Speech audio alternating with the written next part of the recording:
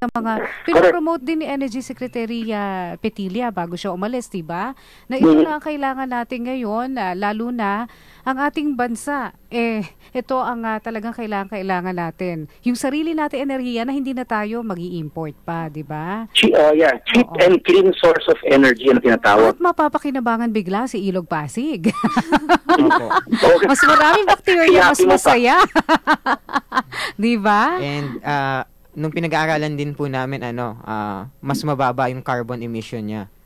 So, imbis na mataas yung carbon emission na kinukuha natin sa coal and fuel ng generation of electricity, kung yung wastewater yung ginagamit natin, we can have a clean environment. Definitely. Nakakatuwa naman. At saka yung ating mga isda matutuwa kasi malilinis yung kanilang mga nilalangoyan. Dadami na naman sila uli, di ba? Lalo sa Ilog Pasig. Dati ang dami-dami mga isda dyan. Ngayon, puro basura na lang. So, meron din naman pala tayo makukuha mula dito sa mga, mga masasamang amoy at saka mga basurang mga katubigan. Ayan. Nililisin itong ating dalawang mga magagaling na estudyante. Very bright students. Scientists. Scientists. Yes, definitely. Ito ba napapatent nyo na? Baka mamaya may makaagaw na naman yan sa inyo. Under development pa po yung process ng pagpapa-utility model or patent nyo.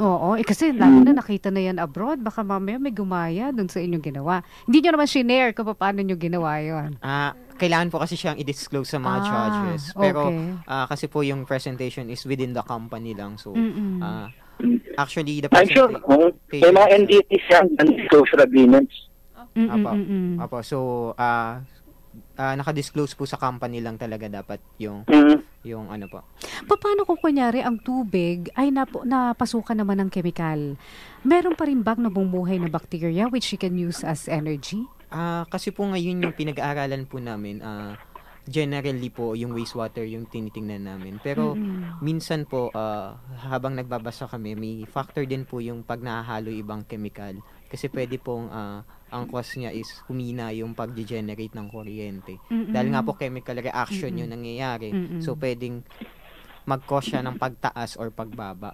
Pero sa ngayon po ang tinitingnan namin is yung basta't marumi na organic ang dumi. Organic compounds po talaga yung tinitingnan namin at yung materials na gagamitin po namin.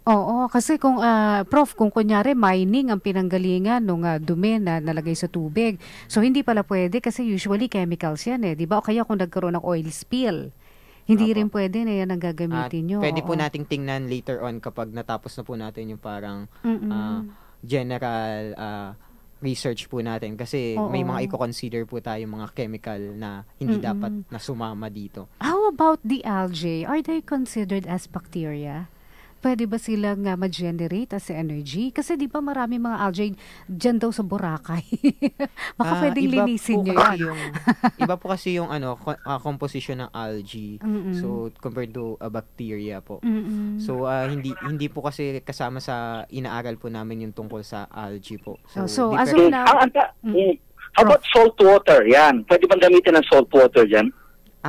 Tinitingnan po namin yung sa salt water kasi po yung na-encounter na po namin na kapag natapos naming i-filter yung maduming tubig, may salt content po talaga siya. So, we're looking at the side po na maging all-purpose siya na hindi lang sa maduming tubig, kundi magamit din siya sa salt water. So, ngayon, ito munang fresh water muna ang inyong pinag-aaralan.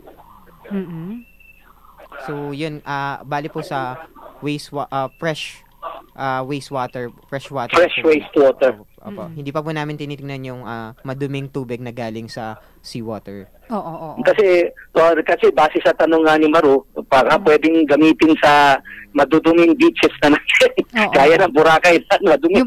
Tsaka yung algae raw hindi pa nila pinag-aaralan. So they are just focusing on the organic bacteria na makikita dito sa mga freshwater. So maganda talagang kandidato itong mga kailugan at tsaka mga kanal, na napakaraming tulad ng Laguna de Bay po. Yes, ang Laguna. Yun, correct. Oo. Kailangan lang siguro gawin yung mas malaki at ma-perfect nyo nga itong prototype nyo at maging mas malaki nga siya para mas malaking katubigan ang ating malilinis. Kasi alam naman magtabo-tabo tayo palagi. Opo. Magbalde-balde. Oo. Although kung kunyari bawat isang bahay merong ganitong equipment, magandang bagay na rin yun. Sabay-sabay tayo maglilinis ng mga maruruming tubig, di ba? Pati ba yung tubig mula sa CR, pwede rin? Tinitingnan na po namin yung sa septic tank kung paano po siya ilalagay Kung, opo. Kasi syempre marami po talaga. Yun ang talaga sobrang dami. Oo. At saka ayoko magsalo. Yung sa mga piggery later on. Kung paano siya ilalagay kung sa septic tank po. Oo, at saka ayoko din na prof na yung magiging malinis na tubig, ang naiisip ko kung saan nanggaling. medyo ma-accept ko pa yung kanal. Hindi kasi sa piggery, meron nga silang parang wastewater treatment plant. So, end of the cycle, may tubig talagang lalabas na pwede nang gamitin, pangdilig. So baka pwedeng gawing energy ng mga livestock companies. Yun na nga ang hindi nila na-imbento yung kung paano gawing energy. And thank you to both of you na mga matatalino mga estudyante na isip nila na pwedeng gawing enerhiya yung bakterya mula dyan sa wastewater. Kasi dati din lang ang ginagawa natin. Sumasahod tayo ng tubig ulan pero iniipon lang natin para gawing pangdilig, panghugas. Pero hindi natin naisip na pwede palang may gawing pang iba. Enerhiya pala pwedeng kunin dyan. At saka dati akala ko ang energy from the force lang ng tubig. Kasi yun ang unang inimbento, di ba? Yung mga hydro plants, puro puwersa lang ng tubig. Ngayon, ang bakterya pala makakatulong. Okay pala itong mga bakterya na to paminsan-minsan. Kaya wag niyong i-antibiotic ang mga bakterya na yan. Dahil makakatulong pala yan para po sa ating kapaligiran at saka sa ating enerhiya. So ano nang balak nyo after this? Ngayong nanalo na kayo ng 3rd place sa Paris. Ang galing naman, Prof. Sana nakasama tayo, no? Oo nga. Kahit taga-picture nyo lang. Dalawa lang po kami. Pumunta kayo ron. Bawal po magsama ng ibang... bawal daw, Prof. Ganun ba? Bawal lang singit. So dalawa lang kayo na pumunta sa Paris. Wow. Kung nagkaroon ng electricity charge doon sa bacteria, meron din kayang electric current dito sa dalawang to. Galing. Paris yun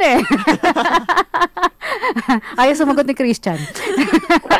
Hindi, pero Christian, ano ang balak nyo after this? After this po, and John, since nakikita na nga po namin na marami nang interesado yung mga Pilipino po, nagko-komento na sila minsan dun sa mga nakikita po namin sa social media na very interesting na ma-implement. So, nasa parang antaas na ng pressure na talagang i-improve natin to para mas ma-implement talaga natin. So, ngayon po, na-encourage pa lalo kami na aralin pa at talagang ma-implement siya. So, ngayon po, tinatry po namin yung best namin na mas ma-improve talaga siya. Kasi po akala namin hanggang global lang kami. Pagkatapos ng competition, yun na, tapos na. Pero, yun pala, susunod pa yung next level lang saan mas mahirap sa pinagdaanan namin ng mga trainings ng competition. Pero teka, paano naman kayo nagkakilalan dalawa? At paano nyo nalaman na may pareho kayong interest sa electricity? Same passion. May isang organization po sa ECE. Yun po yung ECE Core. Tapos siya po yung leader sa isang organization. Si John. So, tapos ako po member. So, wala na daw po siyang mapili. Kaya... Ikaw na lang pinili niya.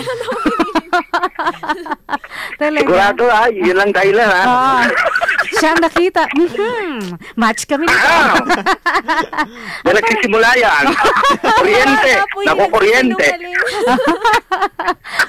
Pero, teka, baka mamaya pag nakapasa ka na sa board, John, bigla mo iwanan tong si Christian. Tapos sabi mo, ikaw na bahala dyan. Hindi mo naman, tutuloy mo to kahit na magkatrabaho ka na. Actually kailangan po, ituloy mo pa rin ito. Ako po kasi yung unang, nag-conceptualize ng idea and then, tinulungan ka ni Christian. Kasi po yung... Mananawagan ako sa secretary, Prof, we first created po yan para po talaga sa competition. So, nag-isip po talaga kami ng energy solution para makasali sa competition. Sa competition po is partner po talaga lang. And you need at least one girl in the team. Okay. So talagang yun ang destiny. Yan ang tinatawag na destiny. Nanggatong ka pa. But I'm very proud of these kids. Naku, nakakatuwa talaga na ginamit nila yung kanilang kaalaman at pagkatapos ito ay para sa ikauunlad at ikabubuti ng ating bansa. Sana nga suportahan kayo. Huwag kayo iwan ng government agency o department na nangako sa inyo na tutulungan kayo para ma-enhance pa ito. Pero paano kung kunyari may foreigners na nagka-interest dito sa inyong invention pero sabihin nila, ay kailangan i-renounce nyo ang inyong pagiging Pilipino at sabihin nyo kayo ay Amerikano at kayo ang nag-imbento nito bilang mga Amerikano. Anong gagawin nyo? Actually po, may interested pong foreign investor dun sa nakikipag-coordinate with our university. So, hindi pa po namin siya namimit. So, hindi pa po namin napag-uusapan kung paano po. Pero, first, syempre po, gusto namin sa Pilipinas po, ma-implement siya. At makilala. Opo, At makilala bilang isang Pilipino Pilipino invention po, talaga. At ako naman po, hindi ko po iiwan yung Pilipinas kasi syempre, DOST scholar ako, iniisip din namin sa goal namin na matutulungan yung Pilipinas. So, syempre, dapat Pilipinas muna yung uunahin bago yung ibang bansa. Of course, oo. Kung gusto niyo ng investment advice, anytime ako, pasabi niyo lang. Tayo ng kontrata, ako mag-evaluate. Oo, consultant niyo si Professor Epi. Libre yan, libre. Libre. Manok lang ang kapalit niya. Kalapati lang latest, kalapati. Okay, gulay. At syempre kasama rin nila mula sa Prof, alis ka na ba? Hindi. Sabi ko lang literally, kalapati at manok. May kasama sila rito, Prof, si Patrick. Tiga PUP ka rin, Patrick. Ano naman ang iyong role dito? Lapit ka, dali. Ano naman ang role mo, Patrick? Kapwa officer ko po si John Paul. So, ECE ka rin. ECE rin po. Graduate din po last April. Congratulations. So, tinutulungan po talaga sila. Kasi kulang po, yun po talagang problema Kaya medyo mabagal yung implementation kasi yung budget kulang. So kami po, mga kaibigan po, nag-aambagan po kami para... So talaga nag-ambagan lang kayo para makagawa ng prototype? May ganun po, opo. Pero po, sinuport naman po nung Schneider Electric. Schneider po talagang Ayun, sa PUP din po. Sinuport naman. Schneider is a company? Opo. Global Energy Management Company po. Ito ang nagpa-contest? Opo, sila po yung nagpa-contest. Pero syempre po, may iba-iba po siyang branches around the world. So, yung Philippine branch po is very supportive to us since we will represent Philippines po dun sa global po. Very good. Tapos yun nga, nag-third kayo. Yes, Prof? Graduating students na sila? Nakagraduate na si John Paul tsaka si Patrick, pero si Christian, third year pa lang. Fourth year kasi ganito, ganitong advice ko, graduate na naman kayo, pwede nyo gawing entrepreneurial program ito, project Tapos, sabi ko nga, gawin natin korporasyon na ang main asset ninyo is yung technology na yan. Para naman, para mapakinabangan ninyo bilang mga batang entrepreneur sa eventually ng ating bansa kung hindi nyo inalabas ang teknolohiya sa ating bayan. O kaya yan, sabi ko nga sa inyo, magaling na advisor yan. Si Professor Epi, kung gusto nyo ng advice, ready naman siya, lalo na para sa... TY. Para sa ikaunlad ng ating bansa ito. Sama-sama tayo dito. And we are very, very happy na dito sa DWIZ ay pinagbigyan nyo kami para ma-share nyo itong napakaganda nyong invention na ito. May Facebook page ba kayo? Baka gusto nyo i-share? Hindi, yung mismong electric filter. Wala pa. Siguro kailangan gawin nyo siya ng Facebook page. Diba? Para maraming fans. Tsaka hindi, para malaman ng lahat kung ano ba talaga itong electric filter na ito. At baka sakali meron ng gustong magpagawa ng prototype sa inyo. Kahit sa bahay lang nila. Mga magkano ba gagastusin kung sakali? Kung pambahay lang? Kung sa... yung inestimate po namin nung ginawa po kasi namin yung prototype, nasa 4,200 po. Uy, ang mura lang. Kayang-kaya. Bili tayo. Advice ko, wag nyo muna i-Facebook. Usap-usap muna kayo. Then, pag medyo maganda-ganda na, biglaan nyo na lang, ilabas. Sige, para yun nga naman ng strategy for business na. Kasi yun nga, minsan ang mahirap, no, yung ating mga inventor, magagaling sila mag-invento, pero pagdating sa business, marami ang mga nagsasamantala sa kanila. Kaya mabuti yung totoo yun, Maru. Pero papagawa na ako, Prof. Sabi ko nga sa'yo, Maru, yung naka-invento nga nung tubig, ginawang gasolina ng kotse na take advantage Naghirap tuloy. Si Dingle ba yon? Hindi nga, kasama niya. Ay, si Dingle nag-take advantage. Ganon. Sige, natatanong ko, pwede natin i-share later on. Ay, talaga? Sige. Mamaya nandito rin si Attorney Nelson Gargoles. Pag-usapan din natin ang tungkol sa ating taxes. Pero maraming salamat muli sa ating mga estudyante mula sa PUP. Nako, ito ang future ng ating bansa. Tiyak na tuwan-tuwa sa inyo si Jose Rizal. Sa inyong ginawang yan. May pag-asa talaga ang Pilipinas. Basta't merong mga ganitong mga bata na magagaling, matatalino at ginagamit nila yung kanilang katalinuhan para sa ikaunlad ng Pilipinas. At sabi nila, hindi nila tatalikuran ang kanilang pagiging Pilipino. Diba? Ay, nakakatuwa talaga. Kahit magkano pa iharap ng mga foreigners na yan. Kaya, Pilipinas, please, government, samantalahin nyo na po ito, i-develop nyo po ang kanilang teknolohiya. The electric filter. Bacteria, nagpo-produce ng energy, bacteria from the wastewater, tapos pwedeng i-recycle uli itong tubig na ito na magagamit natin muli. Thank you, Christian. Maraming salamat. Good luck sa iyong pag-aaral. Meron pa siya 1 taon. 2 taon? 2 taon pa raw siya. Pero cum laude na to. At saka syempre si John Paul, naging nakatulong ba sa iyong invention mo para gumraduate ka with honors? Hindi po. A simple student lang din po. But I'm excel po dun sa leadership po talaga. Wow! Congratulations to you. And of course, hindi nila matatapatan ng medalya ng cum laude. Yang nagawa nyo sa Paris, diba? Na kayo ay pangatlo sa overall na mga 12 finalists from all over the world. Yung iba po first world countries pa. Wow! Tayo, sabi nila third world daw tayo, pero kita nyo naman ang inyong ginawa pang first world, di ba? Ang inyong invention. Patrick, thank you also. At patuloy mo silang suportahan, ha? Thank you. Maraming salamat mula sa God bless sa inyo. Mga ating mga estudyante mula sa Polytechnic University of the Philippines. 3:09 na po. Manila daw, Manila. 3:09 in the afternoon. Business is our business. DWIZ 882.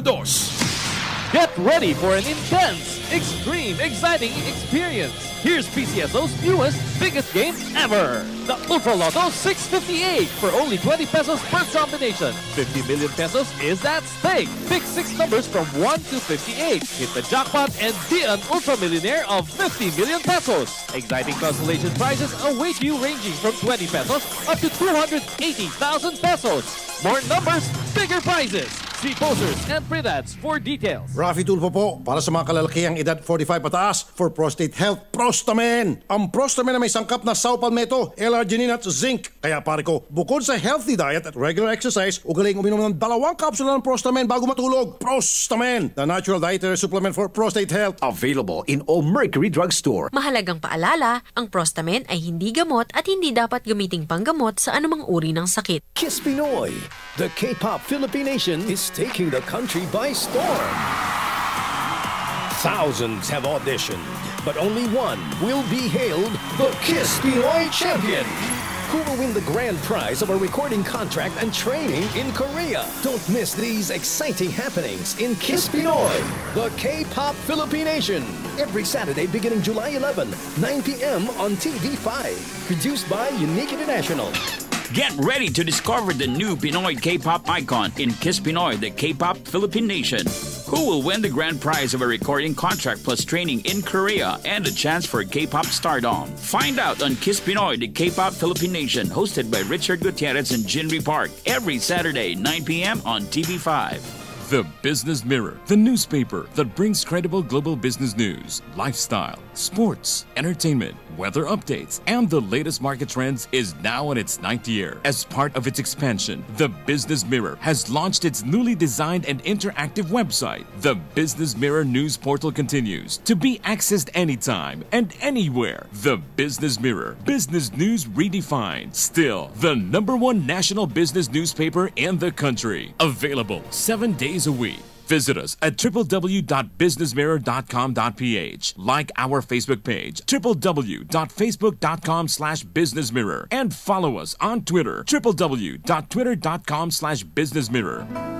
Did you know that the Philippines is home to different colored sandy shores? There's the pink sandy beach in Zamboanga, the black shores of Albay, and the famous white sands of Boracay. View Travel and Lifestyle magazine is your ultimate guide to the best Philippine destinations. So beach babes, grab your copies now. Brought to you by the Business Mirror Group. View Travel and Lifestyle magazine, an explorer's guide to the Philippines. Available in all leading bookstores nationwide.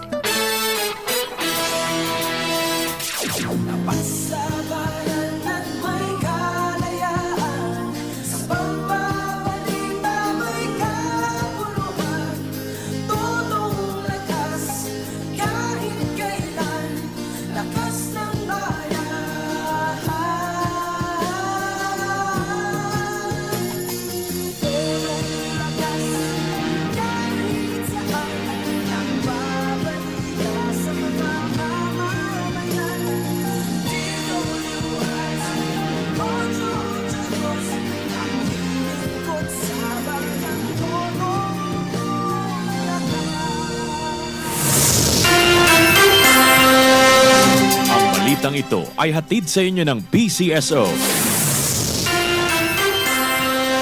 Sinusuyod ng buong puwersa ng DWIZ News and Public Affairs ang buong Kamaynilaan upang maihatid ang mga latest na kaganapan. Mga balitang dapat ninyong malaman. Ito ang DWIZ Balita. Mas todong pagbabalita. DWIZ Balita.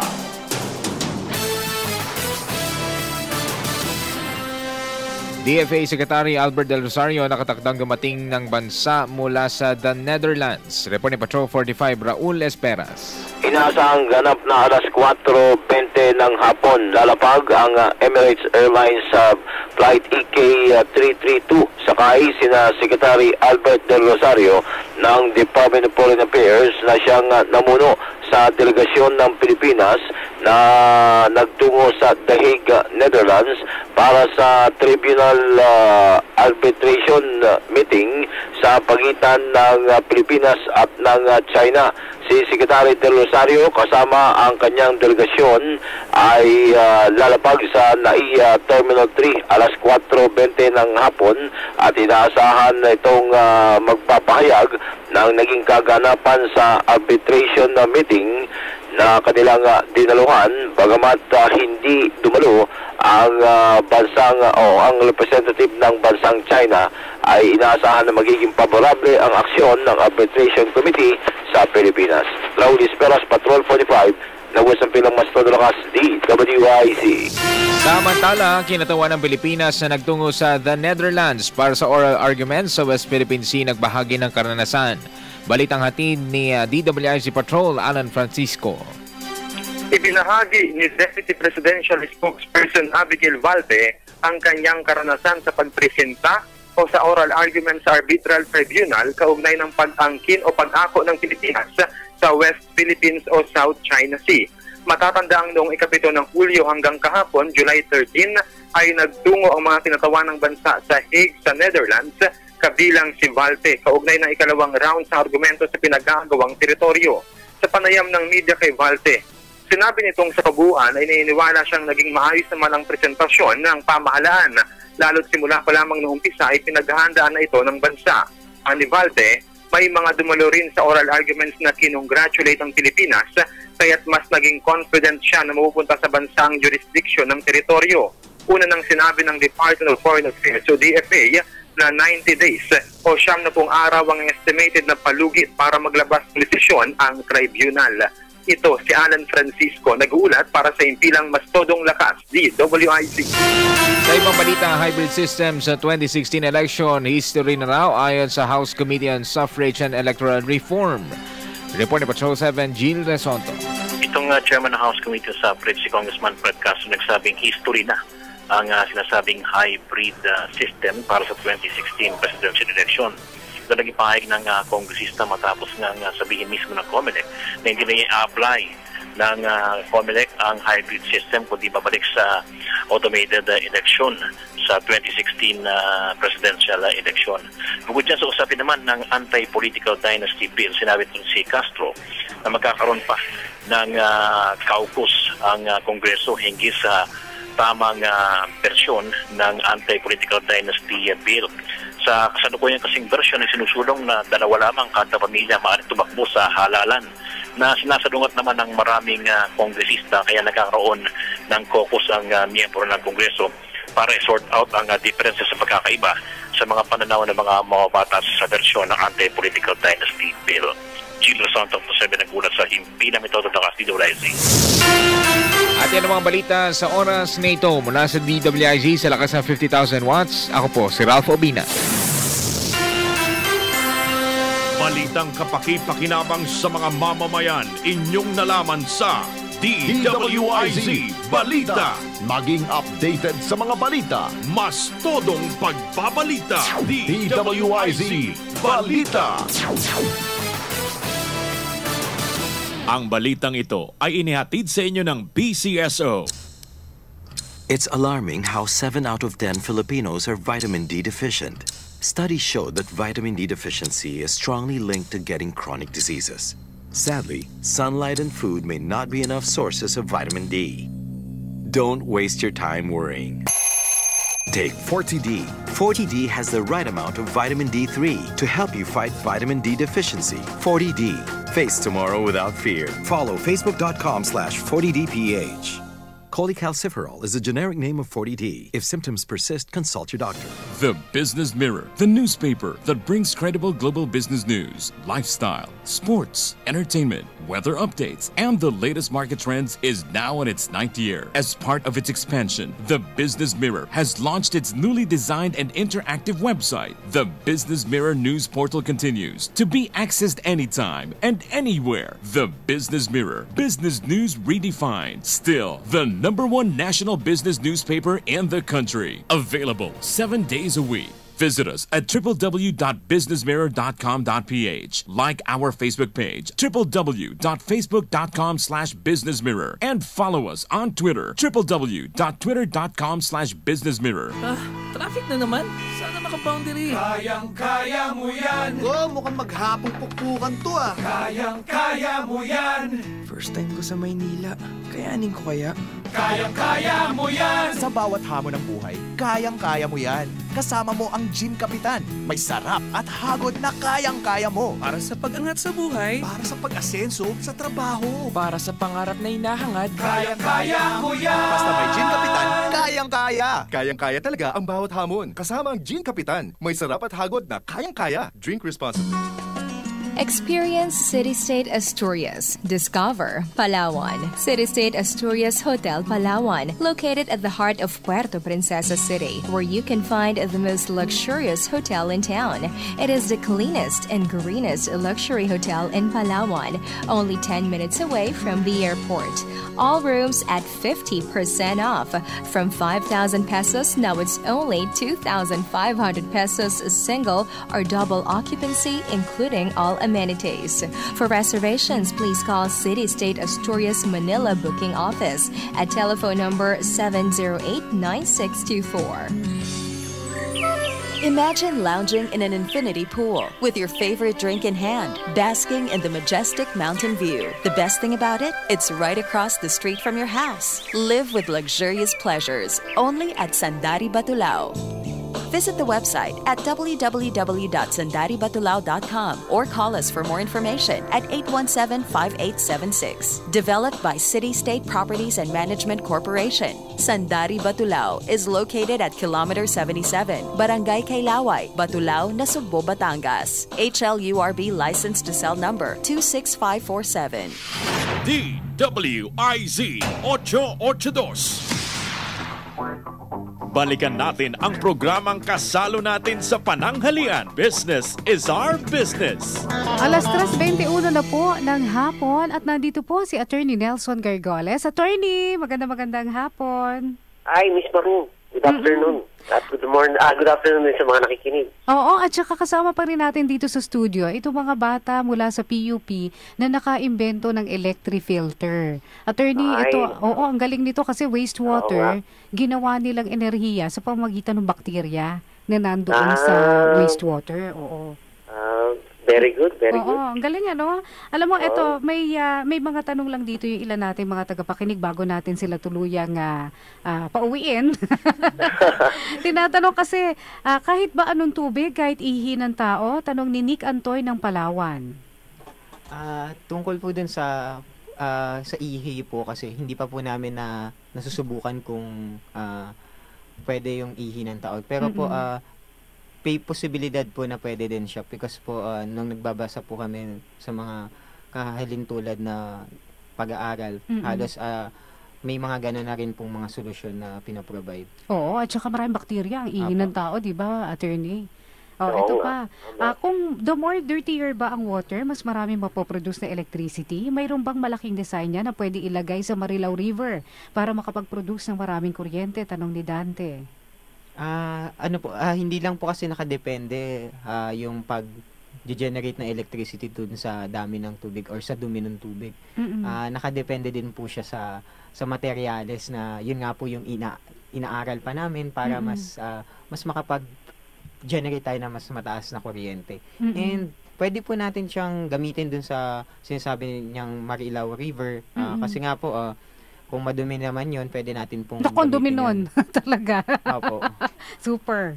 Ito, may contact number po ba kayo, mga estudyante ng PUP, ng mga inventors? Pwede nila po akong kontakin kung may mga questions po sila regarding sa electric filter.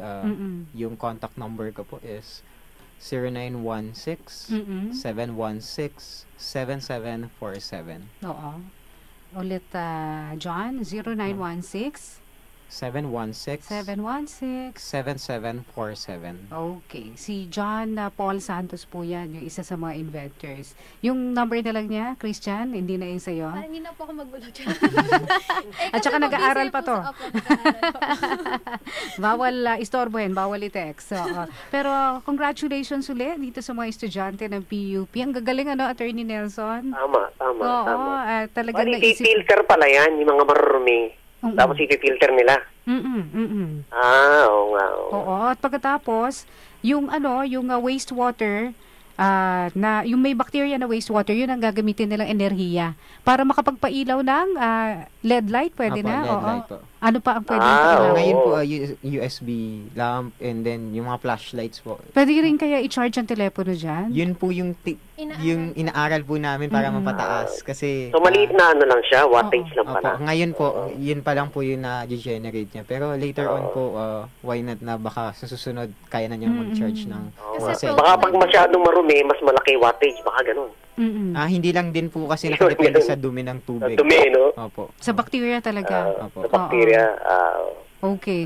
Anyway, Attorney, ay tayo natutuwa na tayo binisita nitong mga batang ito. At, Attorney, ikaw bahala sa kontrata nila kung sakasakali. I-apply natin yan ng mga tax exemption kasi nakakatulong sa nakakatulong sa environment saka sa natin, no? Pag ba invention, tax exempted ba yan? Pwedeng i-apply yan dahil mga sa BOI, mga ganyan Hindi ko pwede yan. Oo, basta i-apply mo as an invention, lalo na kung environment friendly itong invention Environment ito. friendly siya. Oo. O kaya makakatulong sa health. Diba? Ayan. Ayan. Meron na kayong professor na bahala sa inyong business management. Meron pa kayong attorney na bahala sa inyong tax exemption. Maraming salamat sa mga estudyante ng PUP, si John Paul Santos, si Patrick, at saka si Christian Santa Romana. Thank you so much sa inyo. Oras po natin 3:26 in the afternoon. Pag-usapan naman natin ang tungkol sa ating taxes. Attorney, ano ba itong mga dapat nating malaman tungkol sa ating mga taxes ngayon, lalo na yung sa income ng mga empleyado? Oo, sa income ng empleyado. Unahin natin yung pagka sinasabi nga natin yung pinakakawawang taxpayer sa atin ang empleyado, kasi bago matanggap yung sweldo, halos 1/3 na yung tax nakakalta sa kanila bago nila matanggap. Tapos sa mga deduction pa, limited lang. I-maximize mo lang yung de minimis, tapos ang mga bawas lang, personal exemption, additional exemption.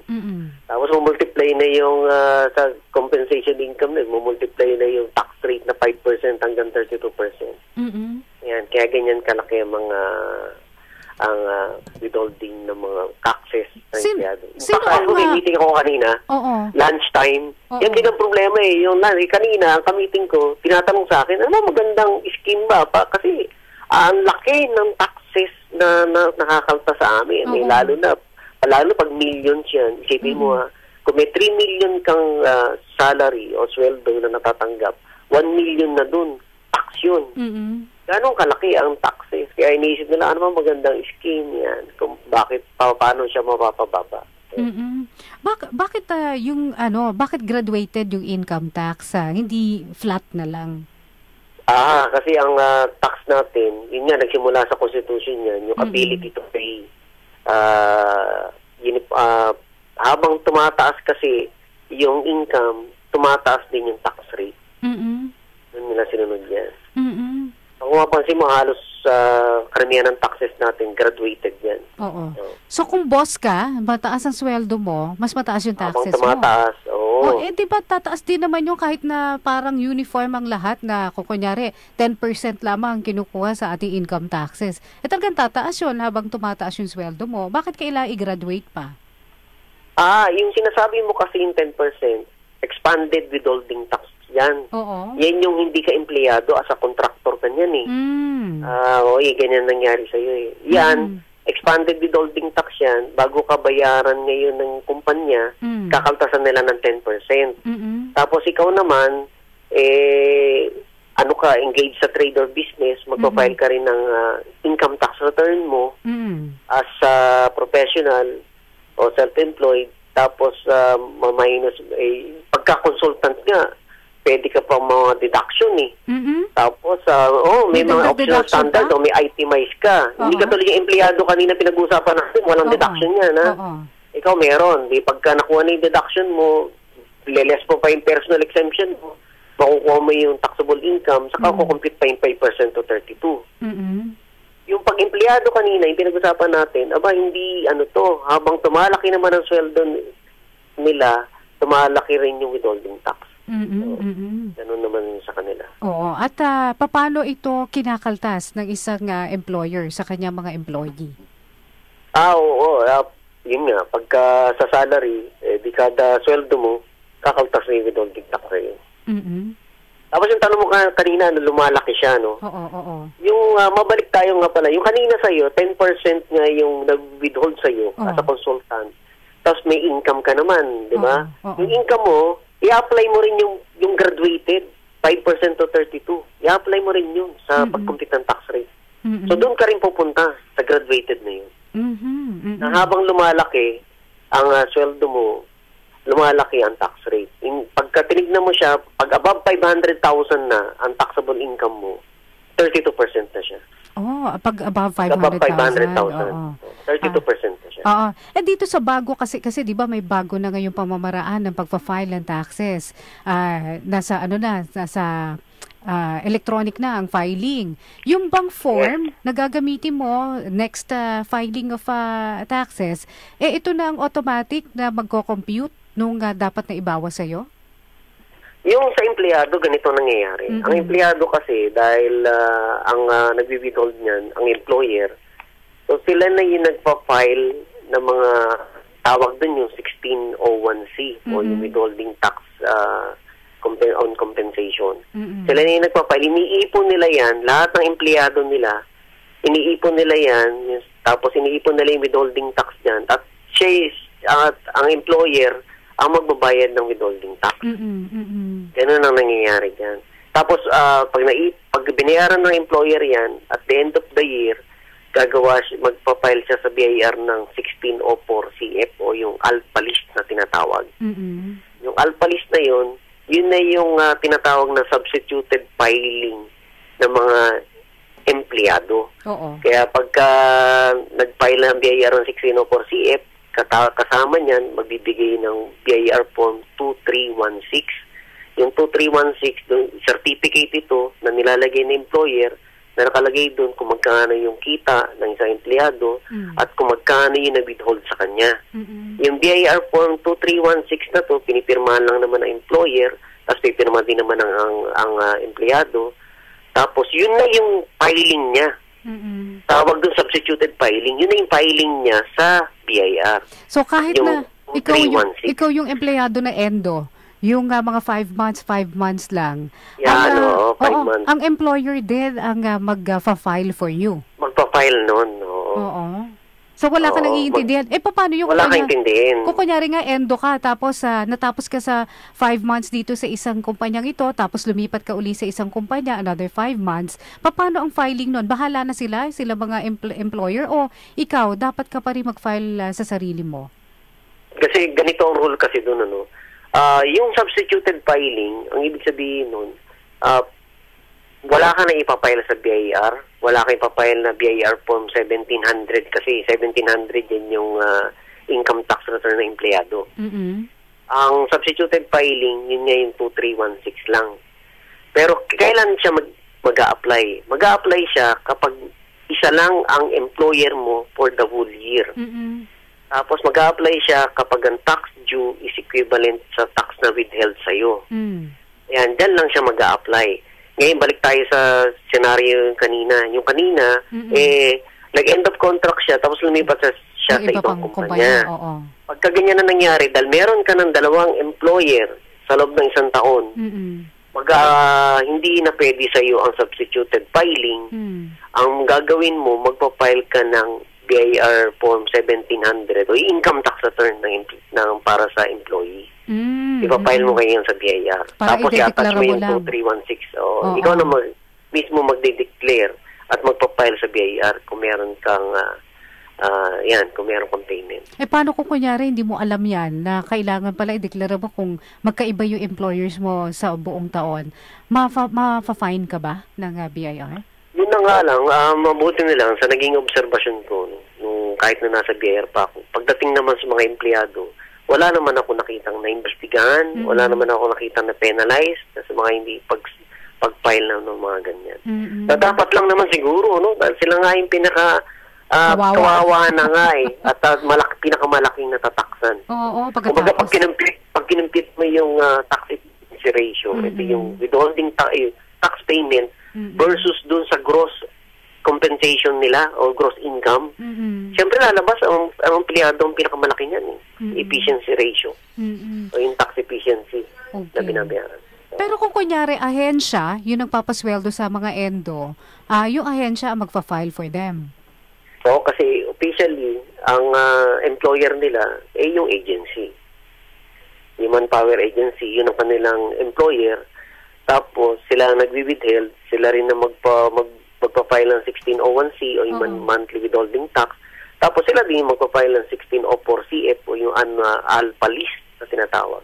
Sa BIR, Human Power Agency. Oo. Kasi yung iba ganun ang ginagawa no doon sa mga endo, 'di ba? Meron silang yung mga nilalagay nila sa mga ahensya ay sa mga iba't ibang opisina, parang doon pa rin yata dumadaan sa kanila yung sweldo nitong mga tao, 'di ba? Correct. Oo. Doon sa ahensya pa rin pumapasok at doon sila sumusweldo sa ahensya, hindi direkta doon sa kumpanya. So ito ang dapat. Saka isa pa, yes. Ang employer-employee relationship nag-i-exist doon sa manpower agency, saka doon sa mga tao. Sila merong employer-employee relationship. Pero meron bang direktang nag-hire na mga ganyan, yung mga casual lang, 5 months? Meron naman. So kung ikaw ay direkta nag-hire, kailangan ikaw mag-file for them doon sa mga hinire mo. No, kasi nag-hire sino magiging employer niya. Oo, meron naman. Paano kung kunyari? Although nangyayari na lang sa practice kasi mas mura na nga yung sa iba. Kung sa manpower agency, saka ang problema yung pag-hire, di ba? Kaya bihira na lang ako nakakakita na sila nag-hire ng casual. Anyway, attorney, baka may mga tanong pa